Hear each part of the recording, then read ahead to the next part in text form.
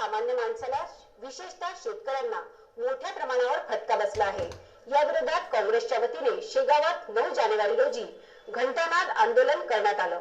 लोकांच्या नोकऱ्या गेल्या, व्यापार ठप्प झाला, व्यवहार मंदावले, घराची बांधकामे थांबली, अनेक लघु उद्योगांना टाळे लागले। शेतकऱ्यांचे तर मोठ्या प्रमाणावर नुकसान झाले असून शेतमालाला किंमत मिळत नसल्याचे तो रस्त्यावर फेकण्याची वेळ आली आहे।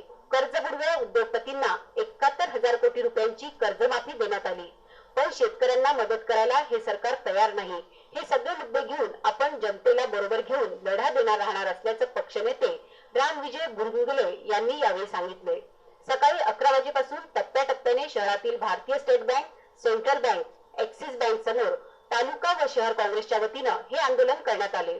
दुसरीकडे नोटबंदीच्या विरोधात राष्ट्रवादी काँग्रेस पक्षाकडूनही शेगाव येथील तहसील कार्यालयाच्या समोर एक दिवसीय धरणे आंदोलन देण्यात आले। सहकार नेते पांडुरंगदादा पाटील यांच्या नेतृत्वात पार पडलेल्या या धरणे आंदोलनात शहर व तालुक्यातील पदाधिकाऱ्यांची उपस्थिती होती। यावेळी तहसीलदारांना निवेदनही देण्यात आलं।